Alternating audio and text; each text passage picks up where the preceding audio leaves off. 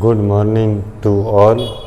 Government college for girl Rania की online video classes में आप सभी का स्वागत है। तो आज हम बीकॉम सेकंड का फर्स्ट चैप्टर करने जा रहे हैं और ये हमने कल स्टार्ट किया था। तो आपका फर्स्ट चैप्टर है economic system, capitalistic, socialistic and mixed economy, आर्थिक व्यवस्थाएं, पूंजीवाद, समाजवाद तथा मिश्रित अर्थव्यवस्थाएं। कल हमने पूंजीवाद के बारे में विस्तार से डिस्कशन किया था पूंजीवाद को। आज हम इससे आगे समाजवाद को डिस्कस करेंगे, सोशलिज्म। तो सबसे पहले हम देखेंगे कि सोशलिज्म क्या होता है।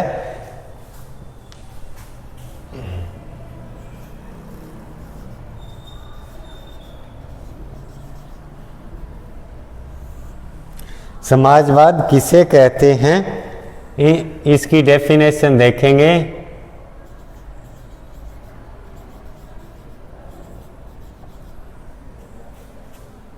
इन socialism the role of the state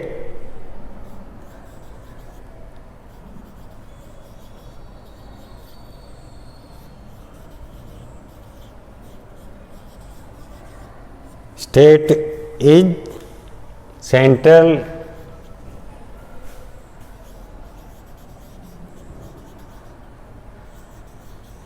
the role of the state is central, or in socialism the role of the state is central. It owns the means of production and directs economic activities. It owns the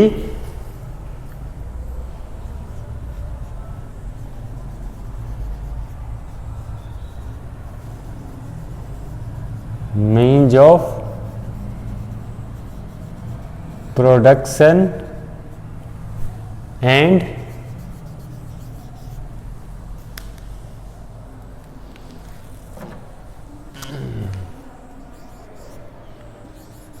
directs economic activities।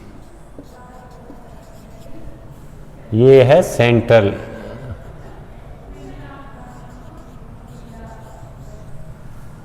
In socialism the role of the state is central. It owns the means of production and directs economic activities. ये definition दी थी Leftwich ने। लेफ्टविच द्वारा ये definition दी गई समाजवाद की। समाजवाद में सरकार की भूमिका केंद्रीय होती है।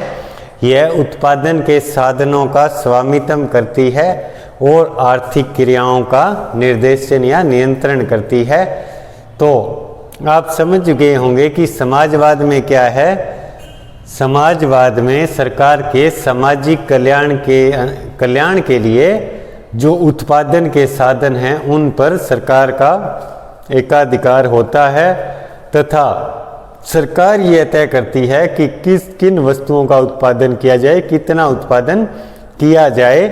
तो ये जो समाजवाद की विचारधारा है ये कार्ल मार्क्स तथा फ्रेडरिक एंजल्स द्वारा 1848 में उनकी एक पुस्तक प्रकाशित हुई।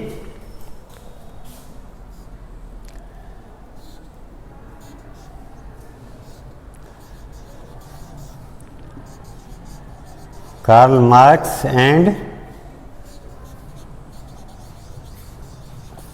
फ्रेडरिक एंजल्स की फ्रेडरिक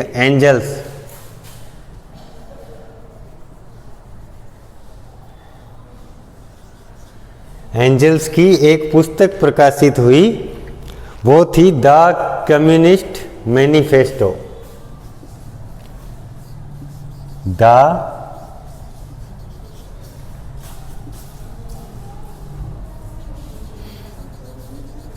कम्युनिस्ट मैनिफेस्टो ये पुस्तक प्रकाशित हुई इस पुस्तक में उन्होंने समाजवाद का जिक्र किया द कम्युनिस्ट मैनिफेस्टो में, और सन 1917 में जो रूसी क्रांति हुई उसी क्रांति के साथ ही इस प्रणाली को सबसे पहले रूस ने अपनाया, और इसके बाद विश्व के अन्य देशों जैसे क्यूबा, चाइना तथा वियतनाम, इन देशों ने भी इस समाजवाद को धीरे धीरे अपना लिया। समाजवाद है वो, उसके दो रूप होते हैं, एक होता है डेमोक्रेटिक सोशलिज्म और दूसरा होता है टोटलिटेरियन सोशलिज्म, यानी कि प्रजातंत्रात्मक समाजवाद तथा साम्यवाद संबंधी समाजवाद। एक समाजवाद है वो है डेमोक्रेटिक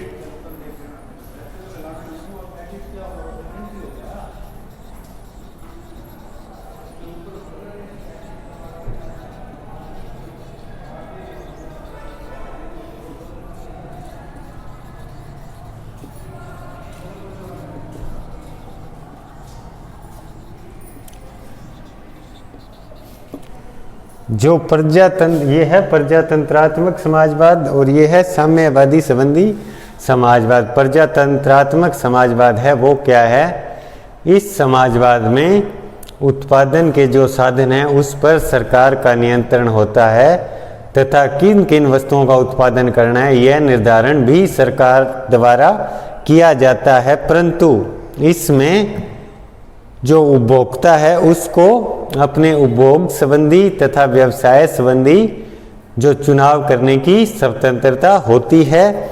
और जो टोटलिटेरियन सोशलिज्म है इसमें अर्थव्यवस्था में सरकार का पूरी तरह से नियंत्रण होता है, लोगों को सरकार के निर्देशों के अनुसार कार्य करना पड़ता है। और समाजवाद का ये रूप है, इसको हम कम्युनिज्म भी कहते हैं, साम्यवाद।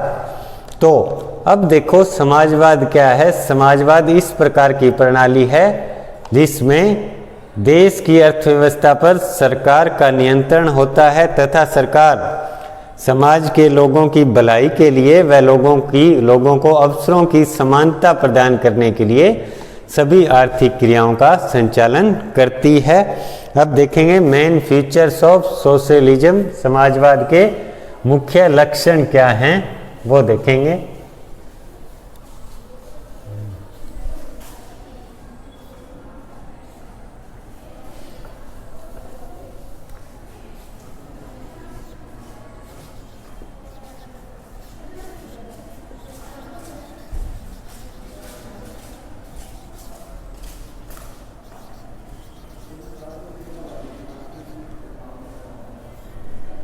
Main features of socialism, first इसका फीचर है सामाजिक अथवा सामूहिक स्वामित्व, सोशल और कलेक्टिव ओनरशिप।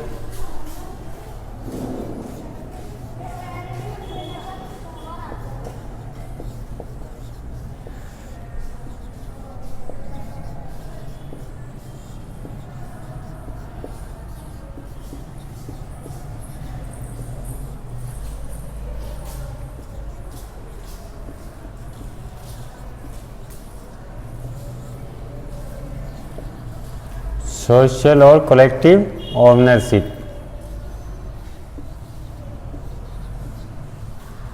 सामाजिक अथवा सामूहिक स्वामित्व समाजवाद है। इसमें जो उत्पादन के साधन हैं उन पर सरकार का स्वामित्व होता है। व्यक्ति या निजी लोग हैं उनको कोई भी कार्य अपने इच्छा के अनुसार करने की अनुमति नहीं होती। कोई भी व्यक्ति अपनी पूंजी को इच्छा के अनुसार निवेश नहीं कर सकता। इस प्रकार की आर्थिक प्रणाली में सभी जो निर्णय हैं वो सरकार द्वारा ही लिए जाते हैं। सरकार ही संसाधनों का उपयोग करती है और इसका मतलब ये नहीं है कि इन अर्थव्यवस्था में कोई भी व्यक्ति बिल्कुल निजी संपत्ति नहीं रख सकता।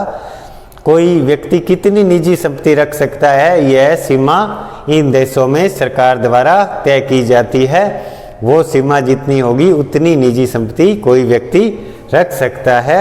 नेक्स्ट इसका जो फीचर्स है वो है निश्चित उद्देश्य डेफिनेट ऑब्जेक्टिव।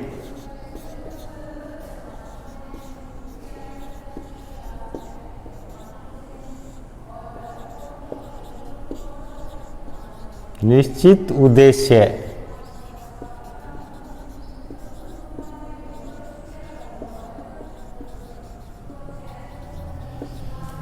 समाजवाद है, इसमें इस अर्थव्यवस्था या इस व्यवस्था में सरकार के या केंद्रीय योजना अधिकारी के समक्ष कुछ निश्चित उद्देश्य होते हैं और इन उद्देश्यों को प्राप्त करने के लिए वे एक योजना के अनुसार कार्य करते हैं। ये सामाजिक तथा आर्थिक उद्देश्य कई प्रकार के हो सकते हैं, जैसे रोजगार में वृद्धि करना, आय तथा धन के वितरण की असमानता को कम करना, गरीबी को दूर करना, किसी देश का तेजी से औद्योगिक विकास करना या कृषि का विकास करना। इस तरह के इस जो व्यवस्था है इसमें निश्चित उद्देश्य होते हैं। नेक्स्ट इसका फीचर्स है आर्थिक नियोजन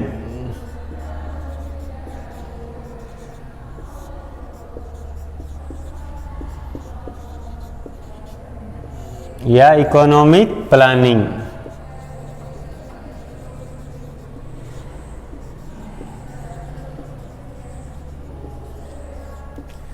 समाजवाद है, उसका सबसे मुख्य फीचर है एक तो सामूहिक स्वामित्व तथा दूसरा है आर्थिक नियोजन। ये जो आर्थिक प्रणाली है इसमें कुछ निश्चित उद्देश्य निर्धारित किए जाते हैं और फिर इन निश्चित उद्देश्यों को ध्यान में रखते हुए देश के जितने उपलब्ध संसाधन होते हैं उनको विभिन्न कार्यों में इस तरह से लगाया जाता है कि ये निश्चित उद्देश्य पूरे किए जा सकें। और ये योजना बनाने का कार्य है वो एक योजना अधिकारी द्वारा किया जाता है या कई देशों में योजना प्राधिकरण है उन द्वारा किया जाता है और उसके द्वारा यह तय किया जाता है कि किन वस्तुओं का उत्पादन करना है, कितना उत्पादन करना है, किसके लिए उत्पादन करना है तथा उत्पादन किस प्रकार किया जाए। इसके अतिरिक्त योजना अधिकारी यह भी तय करता है कि राष्ट्रीय आय होती है उसका आप जानते हैं Y=C+S, ये है राष्ट्रीय आय या आय, ये है कंजप्शन, ये है सेविंग। तो केंद्रीय योजना अधिकारी या सरकार यह तय करती है समाजवाद में कि उस आय में से कितना उपभोग किया जाए तथा कितनी बचत की जाए। तो ये सभी जो योजनाएं हैं वो केंद्रीय योजना अधिकारी या योजना प्राधिकरण या सरकार द्वारा बनाई जाती हैं। नेक्स्ट इसमें फीचर है सरकारी नियंत्रण।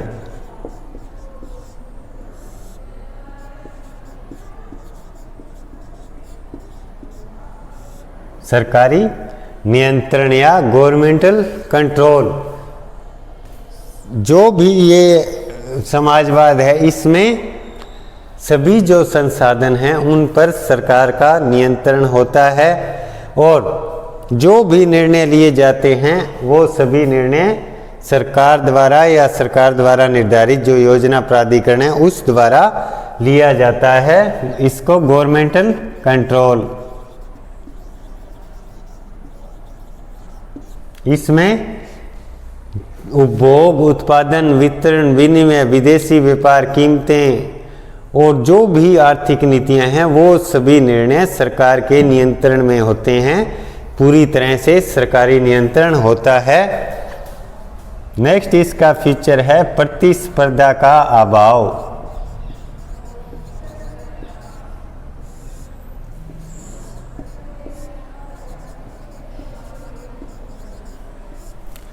प्रतिस्पर्धा का अभाव, लैक ऑफ कंपटीशन। समाजवाद जो व्यवस्था है इसमें कंपटीशन नहीं होता, प्रतिस्पर्धा नहीं होती। क्यों?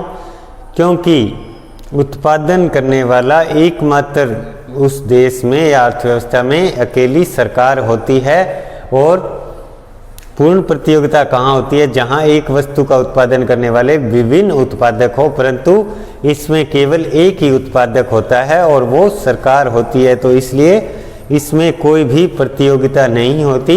सरकार का कि सभी वस्तुओं के उत्पादन पर एकाधिकार होता है। नेक्स्ट इसका फीचर है सामाजिक कल्याण।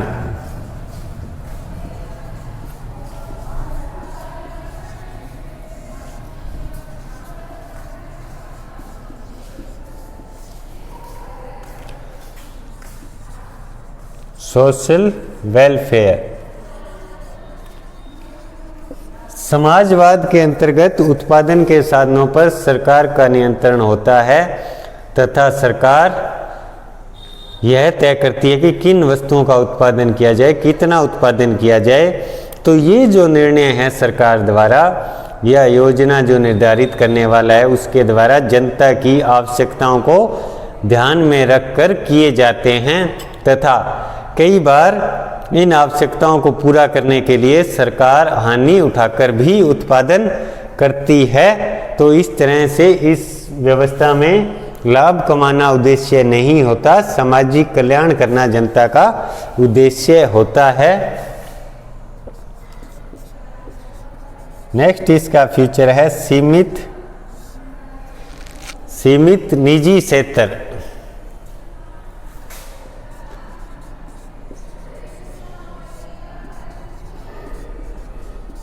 Limited private sector.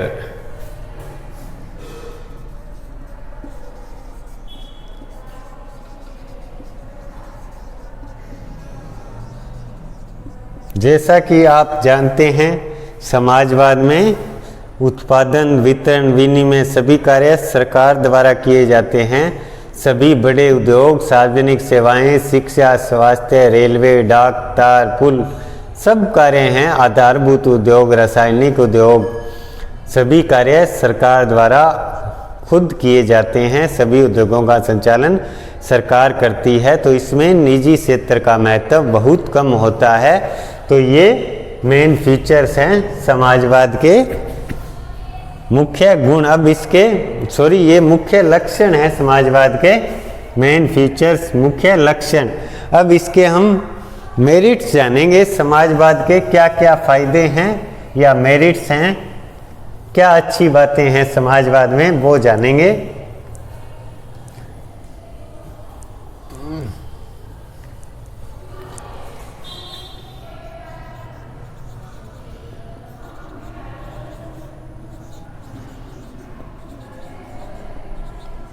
Merits of socialism या समाजवाद के गुण क्या हैं वो देखेंगे। पहला इसका गुण है या मेरिट्स है आर्थिक साधनों का सर्वोत्तम उपयोग, best utilisation of economic resources.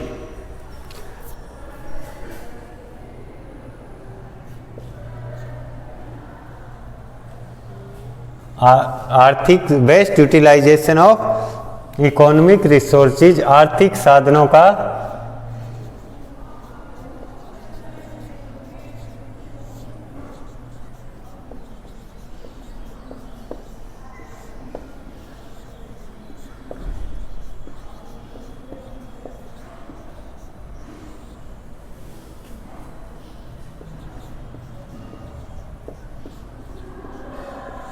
आर्थिक साधनों का सर्वोत्तम उपयोग, best utilisation of economic resources. समाजवाद है उसमें देश के जो आर्थिक साधन होते हैं, मानवीय तथा पूंजीगत साधन या खनिज या प्राकृतिक संसाधन, उन साधनों का उपयोग बहुत ही सुव्यवस्थित ढंग से किया जाता है। क्योंकि इस अर्थव्यवस्था में इनका उपयोग है वो केंद्रीय योजना अधिकारी करता है और उसका जो मुख्य ध्येय है वो सामाजिक कल्याण को बढ़ाना। तो इस तरह से यदि हम किसी देश के संसाधनों को लोगों का सामाजिक कल्याण बढ़ाने में यूज करेंगे तो ये उस देश के संसाधनों का सर्वोत्तम उपयोग है। सेकेंड इसका जो गुण है वो है मूल समस्याओं का बेहतर हल।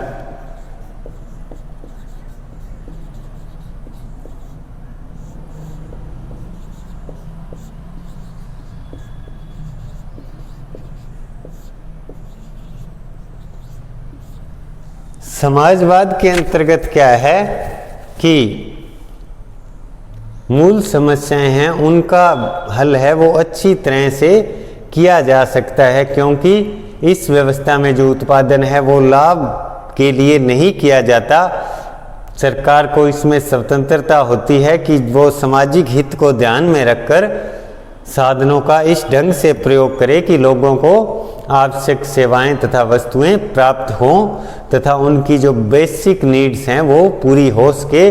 तो जो उनकी मूल ज़रूरतें हैं उसी के अनुसार योजना अधिकारी या सरकार उत्पादन के साधनों को लगाएगी, तो उससे उनकी मूल समस्याओं का हल सही तरह से होगा। इसके विपरीत अन्य कोई व्यवस्था में जो उत्पादन किया जाता है वो मुख्यतः लाभ के दृष्टिकोण से ही किया जाता है।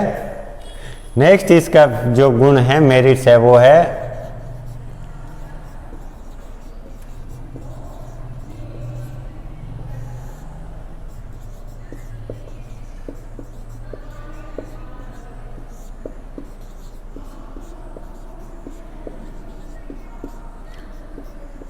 अव्ययपूर्ण विज्ञापनों का न होना।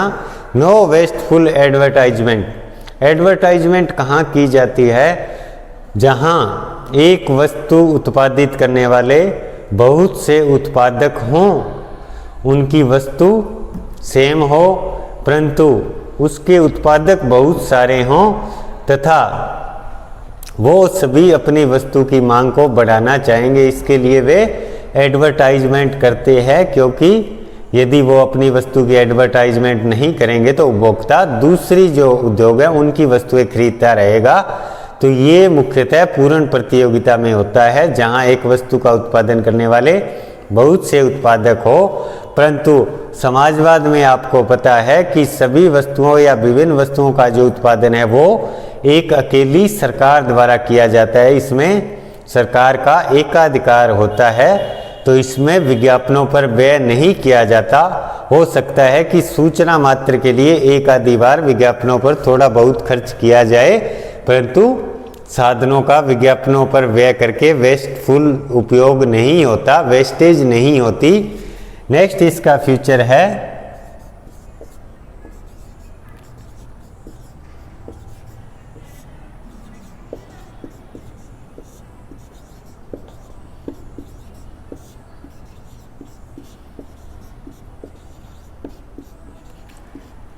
चक्रीय उतार चढ़ाव का न होना। No cyclic fluctuation. समाजवादी अर्थव्यवस्था में तेजी, मंदी, बेकारी या अत्यधिक उत्पादन, बूम, रिसेशन, डिप्रेशन, ये सभी समस्याएं नहीं आती।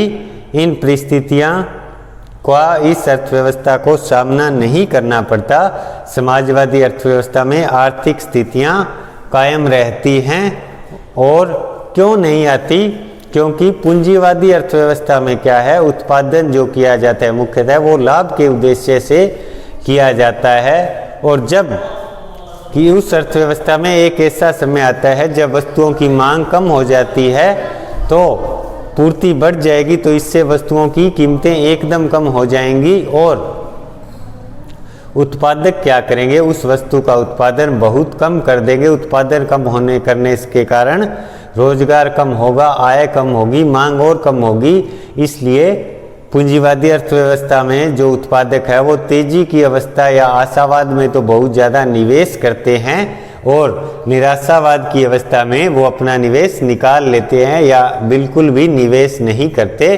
परंतु समाजवाद में क्या है कि उत्पादन संबंधी निर्णय सरकार द्वारा लिए जाते हैं, तो वो उसकी जो निवेश प्रेरणा है वो लाभ से प्रभावित, लाभ या हानि से प्रभावित नहीं होती। तो इसलिए इन जो अर्थव्यवस्थाएं हैं वो उनमें आर्थिक स्थिरता बनी रहती है। और ये 1929 में देखने को मिला कि यूरोपीय देश है उनमें विश्वव्यापी मंदी है वो अधिक आई, परंतु सोवियत रूस में इसका प्रभाव बहुत ही कम पड़ा। नेक्स्ट इसका फ्यूचर है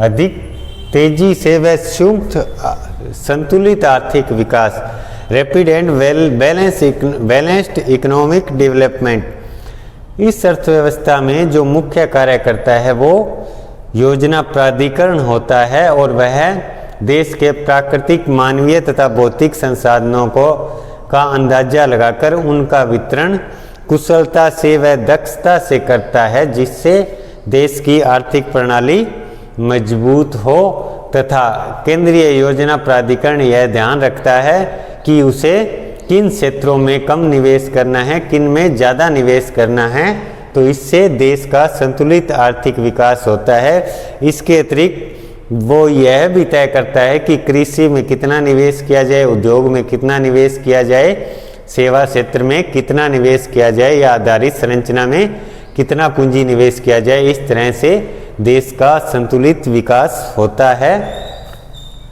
इसमें नेक्स्ट जो इसका मेरिट्स है वो है वर्ग संघर्ष तथा श्रम का शोषण नहीं।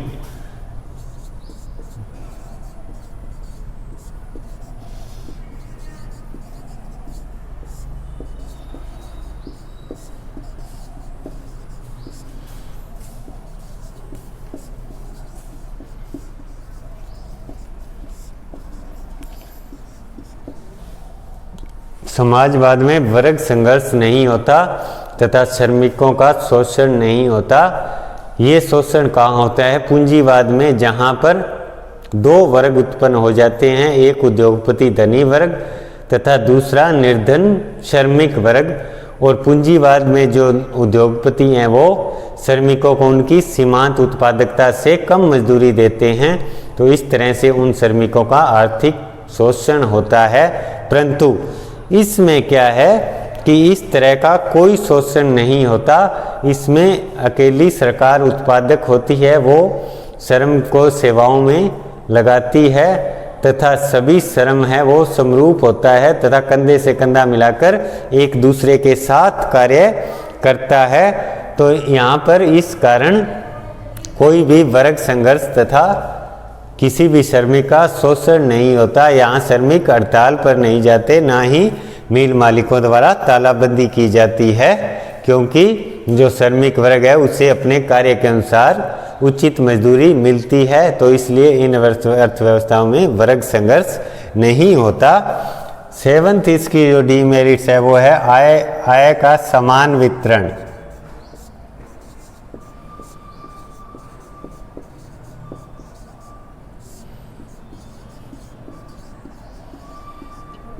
समाजवादी देश है या समाजवादी सरकारें हैं, उनका यह प्रयास रहता है कि आय का समान वितरण हो। इसके लिए निर्णय है आय के समान वितरण के लिए वो केंद्रीय योजना अधिकारी द्वारा लिया जाता है।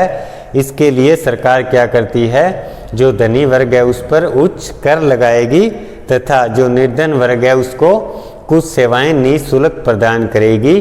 तो इन सब के फलस्वरूप क्या होगा, आय का वितरण समान होगा। नेक्स्ट इसका जो मेरिट्स है वह आर्थिक संकटों के समाधान के लिए अधिक उपयुक्त।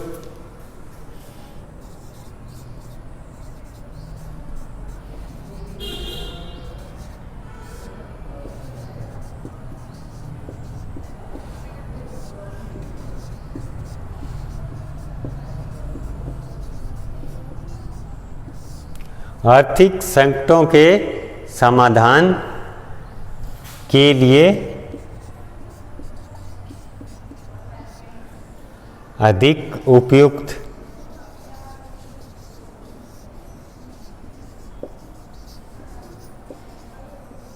यदि किसी अर्थव्यवस्था में आर्थिक संकट आते हैं, मान लो मंदी की अवस्था आ गई, तो समाजवाद में क्या है, जो नियोजन संबंधी कार्य है या उत्पादन के साधनों पर नियंत्रण का कार्य है वो एक योजना अधिकारी के अंडर में होता है या अकेली सरकार के ही नियंत्रण में होता है। पूरी अर्थव्यवस्था की बागडोर एक ही हाथ में होती है।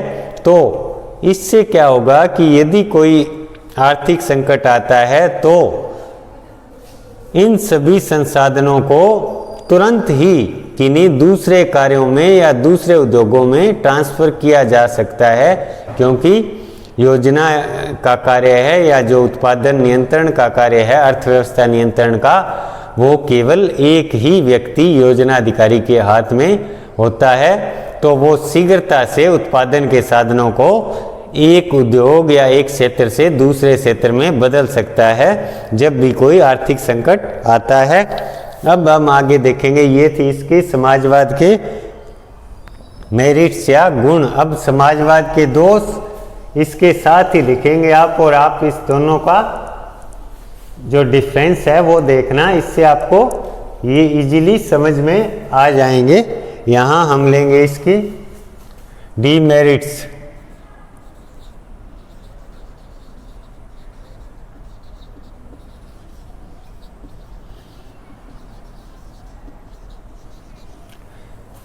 डीमेरिट्स ऑफ सोशलिज्म या सोशलिज्म है, उसके अवगुण क्या हैं वो देखो।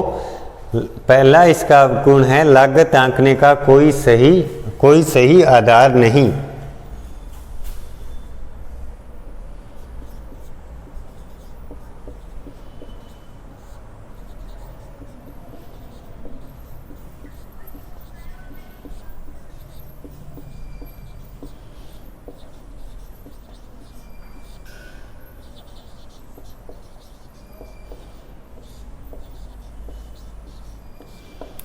समाजवाद है, उसमें क्या है, उत्पादन के जो साधन हैं, भूमि, संगठन, श्रम, इन सभी जो साधन हैं उनकी कीमत आंकने की कोई व्यवस्था नहीं है, क्योंकि उनकी कीमत निर्धारित नहीं की जाती, और इन साधनों की कीमत निर्धारण न होने के कारण उत्पाद है उसकी लागत का अनुमान नहीं लगाया जा सकता। उनकी लागत का अनुमान लगाना कठिन है, और उत्पाद की लागत का अनुमान नहीं लगता तो इससे क्या होगा, यह निर्णय करना कठिन हो जाता है कि किन वस्तुओं का उत्पादन किया जाए तथा कितना किया जाए, क्योंकि हमें उत्पाद की लागत का ही ज्ञान नहीं है। तो इस व्यवस्था का ये सबसे बड़ा ड्रॉबैक्स है कि इसमें लागत के आंकने का कोई आधार नहीं है। उत्पादन के साधनों हैं उसकी कोई भी कीमत तय नहीं होती, इसके कारण उत्पाद की लागत निर्धारित नहीं होती, और जब तक उत्पाद की लागत निर्धारित नहीं होगी तब तक हम यह निर्णय नहीं कर सकते कि कौन सी वस्तुओं का उत्पादन किया जाए तथा कितनी मात्रा में किया जाए। इसके लिए हमें सभी उत्पादों की लागत पता होनी चाहिए। नेक्स्ट इसकी जो डीमेरिट्स है वो है उपभोक्ता की संप्रभुता है उसकी समाप्ति।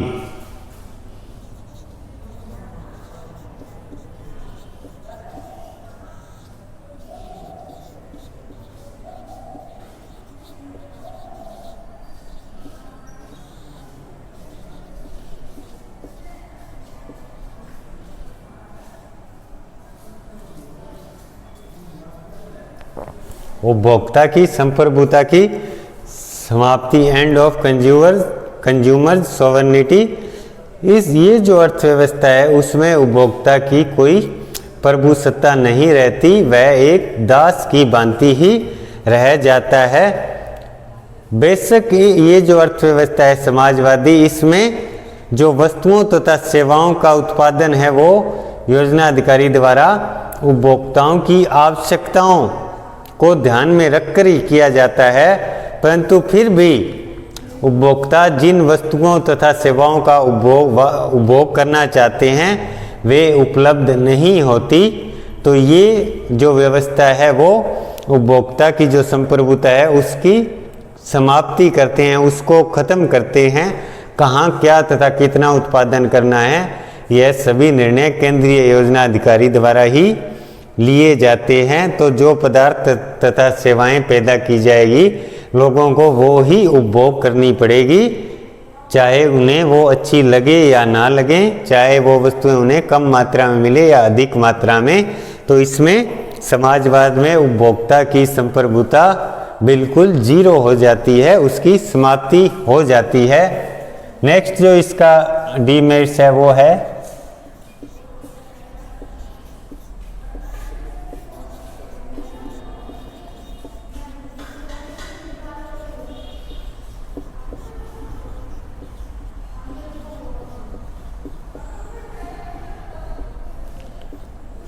योजना को लागू करने में कठिनाई या difficulties in the implementation of plan.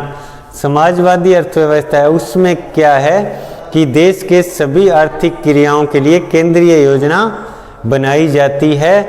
तो इन योजनाओं को बनाते समय नियोजनकर्ता सभी क्षेत्रों की तथा सभी स्थानों की आधारभूत समस्याओं का कई बार सही तरह से मूल्यांकन नहीं कर पाते, और क्योंकि अर्थव्यवस्था यदि आकार उसका बहुत बड़ा हो तो भी योजना को योजना अधिकारी प्रभावपूर्ण ढंग से लागू नहीं कर सकता। क्योंकि आकार बड़ा होने के कारण वित्तीय संसाधन है वो उसका नियंत्रण तथा निरीक्षण है वो कठिन हो जाता है। एक अधिकारी के लिए, अकेले योजना प्राधिकरण के लिए पूरे देश के वित्तीय संसाधनों तथा योजनाओं का निरीक्षण करना एक कठिन कार्य है, इसलिए योजना को लागू करने में कठिनाई आएगी। नेक्स्ट इसकी जो डीमेरिट्स है वो है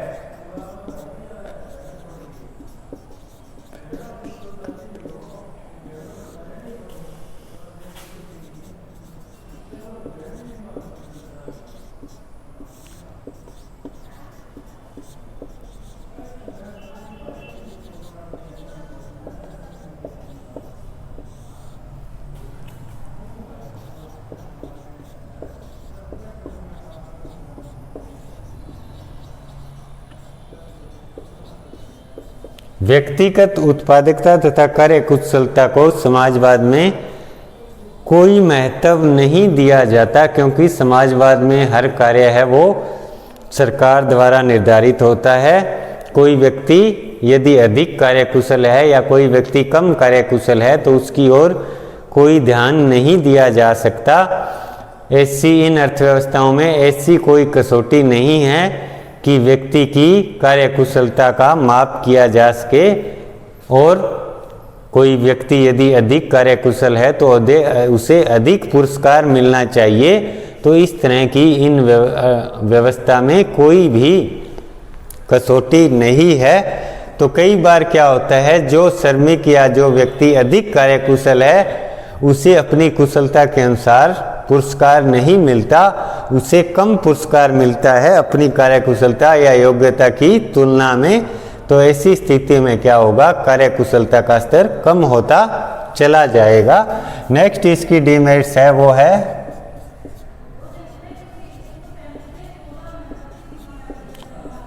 स्वतंत्रता का अभाव।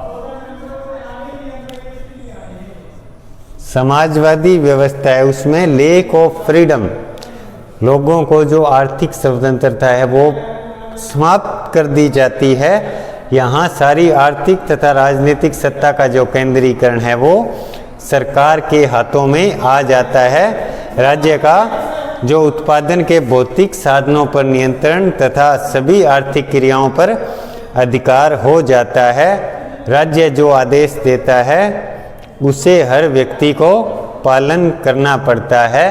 तो व्यक्ति चाहे या कोई निजी व्यक्ति चाहे कुछ वस्तुओं का निर्माण करना अपनी इच्छा के अनुसार या कोई उद्योग लगाना, तो वो नहीं लगा सकता, संभव नहीं है। तो इस तरह से इनमें स्वतंत्रता का, आर्थिक स्वतंत्रता का पूर्ण तरह से अभाव होता है। नेक्स्ट इसकी जो डीमेरिट्स है वो है रहस्यमयी पर्दा। समाजवादी देश है उनकी जो आर्थिक गतिविधियां होती हैं वो अन्य देशों से छिपाकर रखी जाती है कि उन देशों में क्या हो रहा है, कैसे हो रहा है, क्या बन रहा है। इन सभी बातें हैं उनका जो बाहर के देश है उनको अंश मात्र भी पता नहीं लगने दिया जाता। तो इससे क्या होगा कि एक देश है वो दूसरे देश को शक की दृष्टि से देखेगा, इससे विश्व में तनाव बढ़ता है। अभी जो इस चीज़ का उदाहरण है वेल ऑफ सीक्रेसी का, वो हमारे देश के जो पड़ोस में है चाइना वो है। तो चाइना की अर्थव्यवस्था के बारे में विश्व को कुछ नहीं पता कि वो क्या उत्पादन कर रहा है, कैसे कर रहा है, कितना कर रहा है। तो इस तरह से विश्व में तनाव की स्थिति अभी भी बनी हुई है, क्योंकि समाजवादी देशों की जो उत्पादन गतिविधियां हैं वो छिपा कर रखी जाती है, रहस्य के रूप में रखते हैं वो देश। नेक्स्ट इसका जो है वो है डीमेरिट्स, प्रेरणा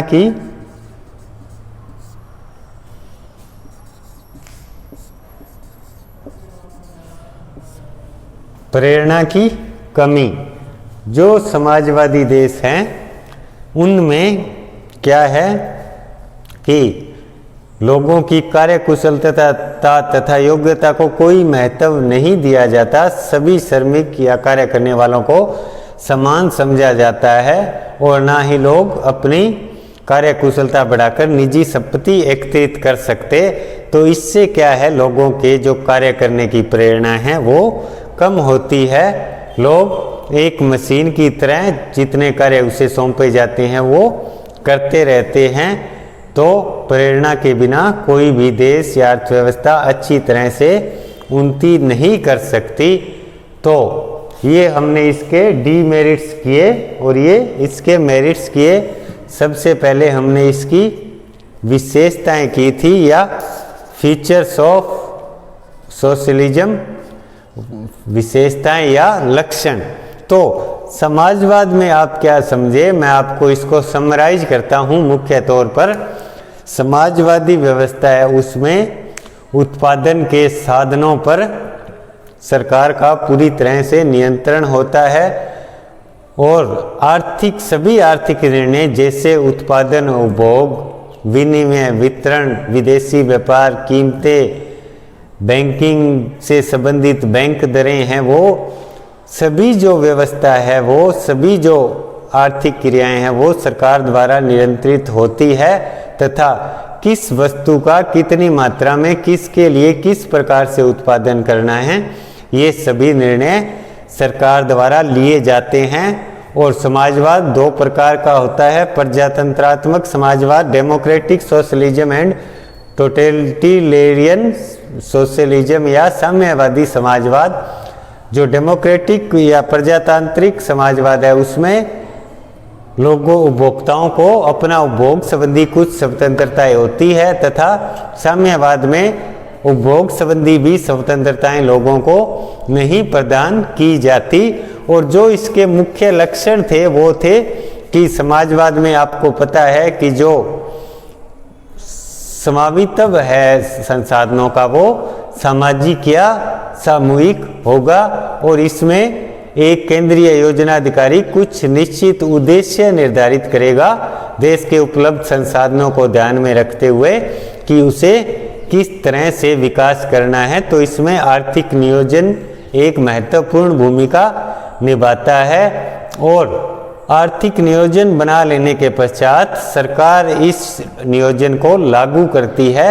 तो सरकार इन सभी चीज़ों पर या संसाधनों पर नियंत्रण रखती है और ये जो समाजवाद है इसका उद्देश्य मुख्यतः सामाजिक कल्याण के लिए हुआ कि लोगों का जो निर्धनता है या आय की असमानता है उसे कम करने के लिए हुआ।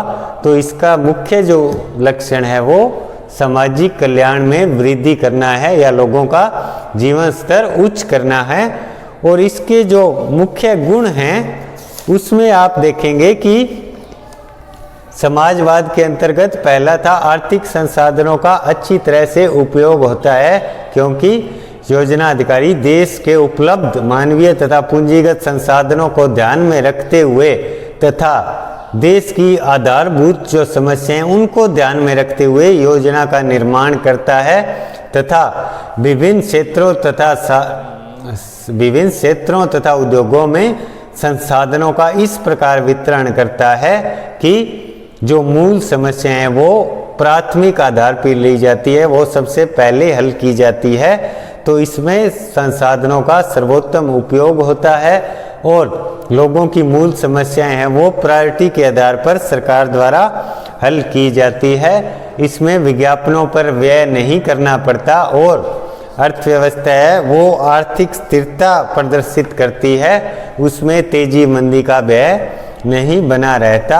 और इसके जो मुख्यतः अवगुण हैं वो हैं इसमें उपभोक्ता को कोई आज़ादी नहीं होती कि उसे किन वस्तुओं का उत्पादन करना उपभोग करना है, ये आज़ादी बिल्कुल नहीं होती।